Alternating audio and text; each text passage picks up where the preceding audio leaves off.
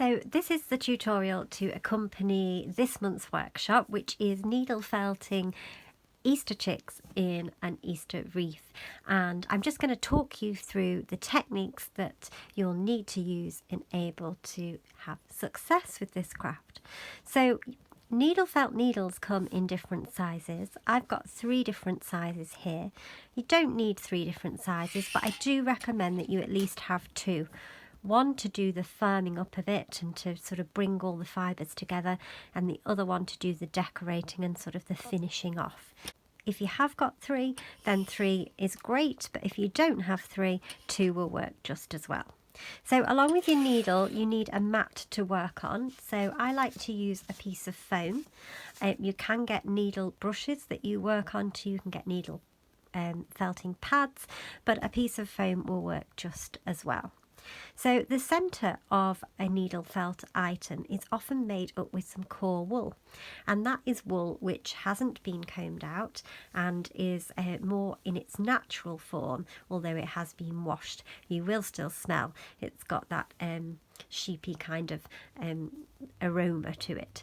So once you have selected a bit of core wool, you just need to roll it between your fingers and create it into the shape that you want your form to be. So if I'm going to make these little chicks, then I need to make a little ball to begin with so that I can start to think that it's going to end up being this size. Now the chicks are made with core wool and then wrapped in some yellow merino wool. So once you have it rolled, get your biggest needle and use that to bring the fibres together. All the time being careful to avoid your fingers because it's sharp, and keeping it pinched together in the shape that you want. Now the foam underneath is to protect the needle to stop it breaking. It's not for you to foam into, you don't need to stab into the foam too far, it's just there to stop you snapping the needle. Needles do snap, so make sure that when you put the needle in and out of the core wool, you do it in exactly the same angle, and that will stop you having any accidents. You do need to keep moving the core wool as you stab it, because that's what's going to create a nice ball shape. If you just leave it and keep stabbing it like this, it will just become flat, and we don't want a flat little chick. We want it to have a form.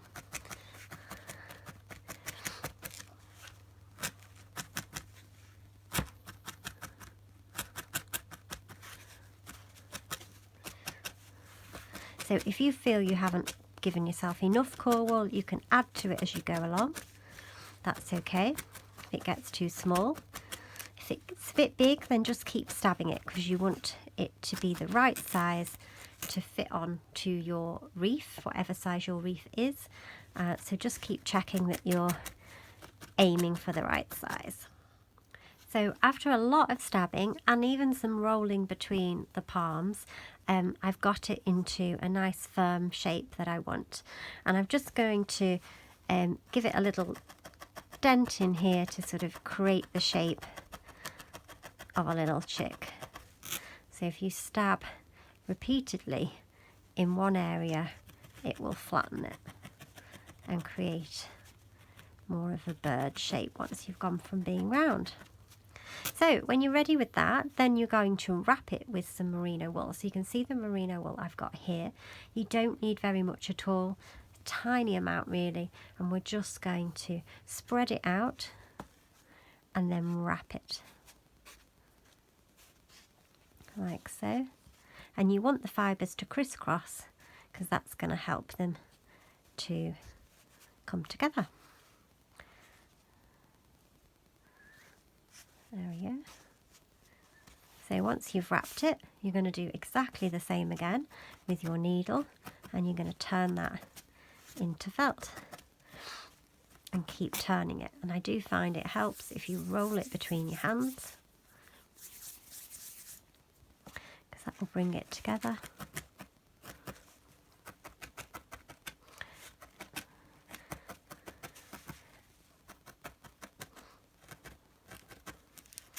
And start covering it.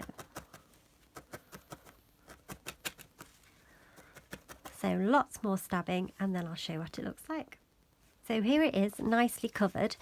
Don't stab too deeply, because what you'll end up doing is stabbing the yellow fibres inside the white ones, and then you won't see the yellow ones. So if you want to, at this point, you can change to a smaller needle and just finely felt the edges to sort of smooth it off a little bit.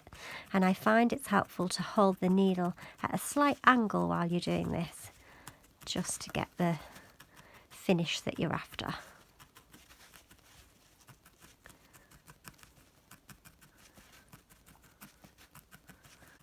So once you've got the shape you want, it's now time to add the little beak. I'm going to do that by using a little bit of orange merino wool, tiniest bit, you don't need hardly any at all, and just roll it between your fingers till you make a little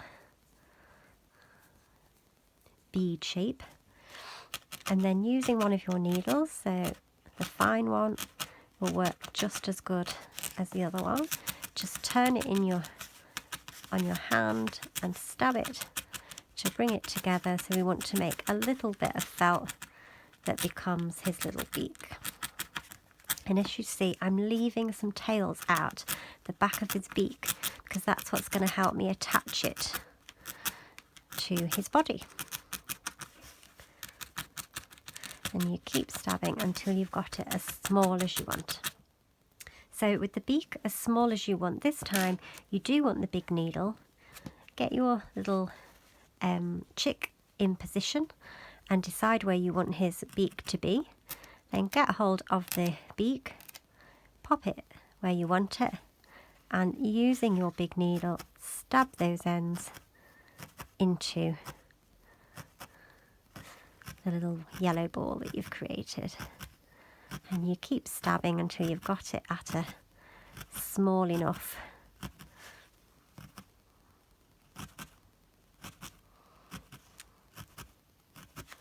because as you see, it will just sort of disappear inside the chick, the bits we don't want.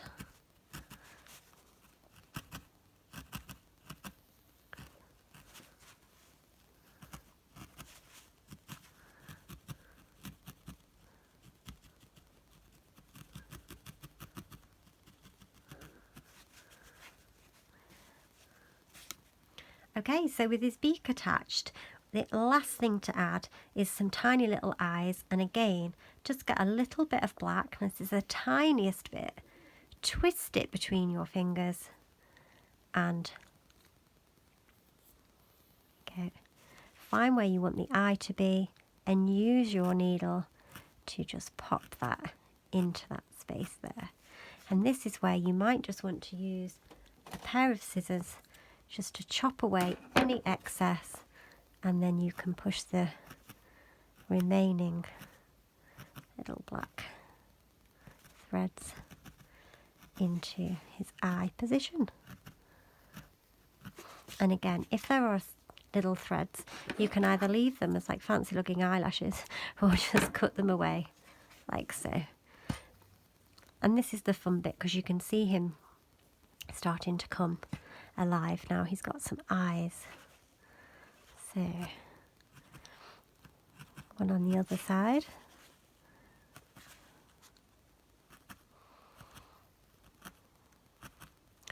And the trick is to try and get his eyes the same size. Once you're happy, cut away the excess. Feed the final bits in, like so. And then again, if you want to, at this point, do a bit of shaping to get that chick in the shape that you want.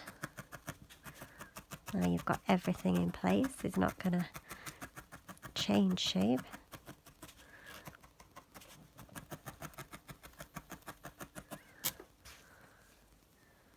Like so.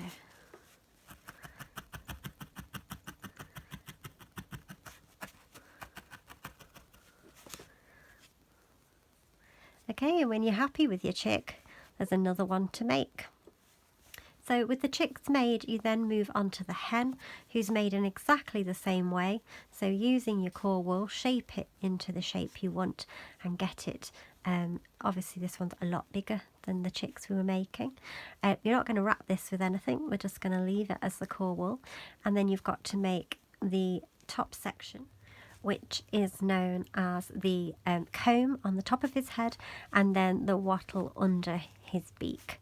So they're made in much the same way that we made the beak on the chick. You just get yourself some merino wool, mix it together and roll it over and use your foam mat to help you to create the shape that you're after. Remembering to leave some stray strands, you can build and add to it until you get it in the shape that you need. And once you've created the shape, then you join it to the hen in just the same way. Just remember not to keep stabbing it into the foam. You've got to keep turning it over. And when you get it so that it comes together, you need to do some very careful needling around the edge of it too. Otherwise it'll be really fluffy. So you just need to needle it together. And that's how to needle felt. I hope you enjoyed making this little Easter wreath. And once you've got it all together, you're going to glue it to your base, which is a willow wreath, and then you've got some ribbon. So I just chose some yellow gingham ribbon. So what I did was tied it to the willow wreath with a loop, so you've got something to hang it up, tied a nice bow, tucked the ribbon behind the wreath and then just trimmed off the ribbon so it was finished nicely.